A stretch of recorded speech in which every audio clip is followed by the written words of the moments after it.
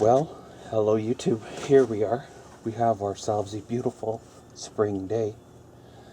Well, time for us a barbecue video. It's been a while since I did one. So pretty much, here we go. Start by opening the lid. Turning the old tank on, whatever your lighting instructions are. Turn the first burner on. You know, do the hokey pokey, turn on around. And when the area is full of sufficient enough propane to make a big enough bang, and you can see from space, press the igniter.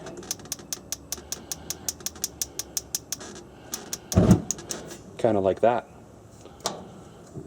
And we'll repeat the steps for the other two burners.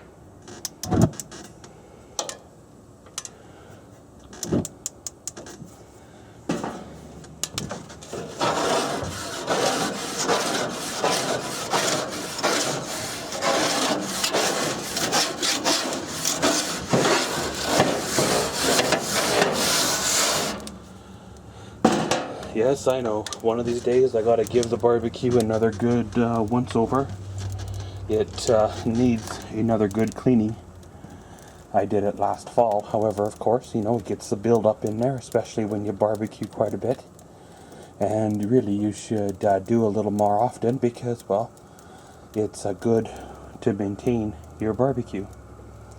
So we'll close up the lid and get our meat ready. Come on out here and then put them on. So once the barbecue is warmed up enough, one of the secrets I have is reducing the heat a little bit. I never cook on high because that just makes things cook way too fast. Reduce the heat and then basically you're ready to put the meat on. Now you can marinate your steaks, whatever you choose to do. Some steaks are a cheaper cut, if you want to say. So marinating them is definitely a good thing to do. It does soften them up. Everybody has their own recipe for marinade. Some people like the store-bought stuff. Some people make their own.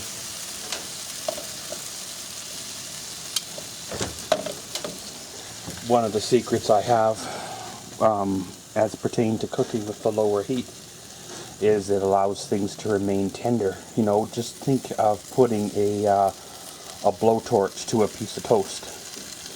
If you cook it on a lower heat, you'll actually toast the bread rather than burn it. If you cook it on a high heat, you'll cremate it and it'll be charcoal before you know it. Of course, we got some pretty nice thick cuts of meat there. Those were left over from our trip to the city here back in the winter time. So, gotta love the invention of freezers. You can store goods for extended periods of time or semi-extended periods of time without having them go bad nearly as fast as, well, just leaving them in a fridge or on a counter.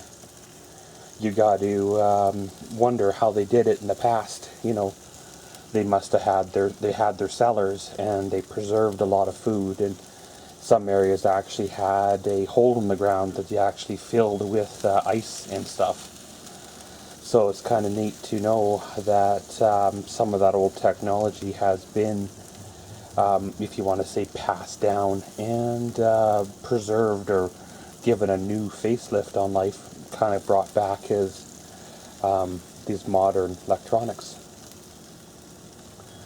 But pretty much, guys, of course, we'll close this on up, let the babies cook a bit, come on back, and we'll give them a turn. So they've been cooking for a bit, time to give them a flip.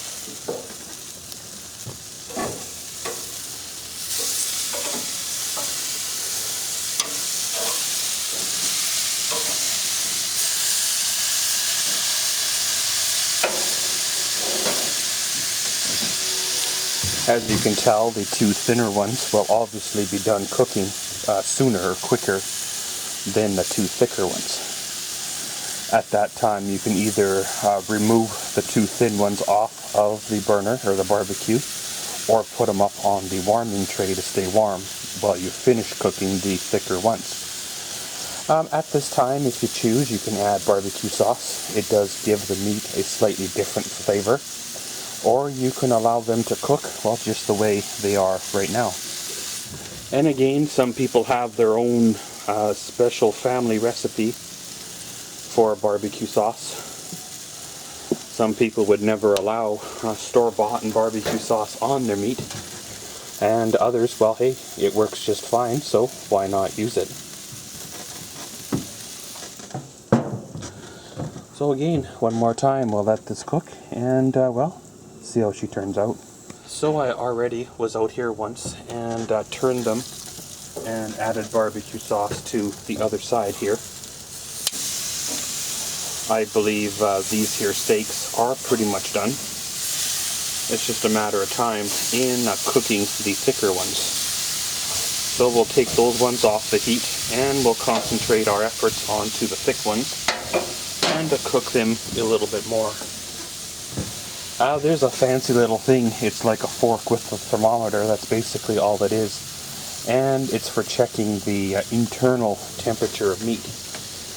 Because, well, some people believe the moment you cut into the steak, it's sort of like creating a wound or cut in yourself. You end up losing all the juices from the inside of the steak out of that cut point. So if you probe it, it creates far less of an invasive injury to the meat, and you won't lose nearly as much juice out of there, and your meat will stay tender or fresher longer on the barbecue while it's finishing cooking. Of course, I do it kind of the old-fashioned way with the knife, and well, it's worked for me for all these years, and why change now, right? Been on there for a bit now. Turned them a few times. I guess you could say it's ready for the meat to come off the barbecue. Of course, everybody has their own differences of opinions when it comes to barbecuing. Some people like charcoal for the heat source. Some people like propane. Some people cook with natural gas. Others, they don't get fancy. They just fry it in a frying pan and call her good. Well, the other day I went to a newer, fancier type sit-down restaurant in town. Ordered one of their beautiful T-bone steaks. I forget exactly, the weight or the ounces of it and how well it was aged, stuff like that. Well, they really talked it up really, really well. However, when I received it, it did not look anywhere like that at all. It was overcooked and it was actually pale. It did not have any color like this at all. It almost tasted like it was frozen, then boiled to unthawed, and then overcooked on the grill in like steam or something in order to get it to finish cooking. It did not taste anywhere like these meat does, or this way of cooking at all, and I was rather disappointed. However, rather than taking it out on the server or the cashier, I talked to the manager, and the manager actually made it right. So, lesson learned, maybe not go back to that restaurant for a few more years, see what happens, and, well, we'll see if they're still around in the future for a second try. So let's go in here and dish up, see what we got on our plate, and around we roll.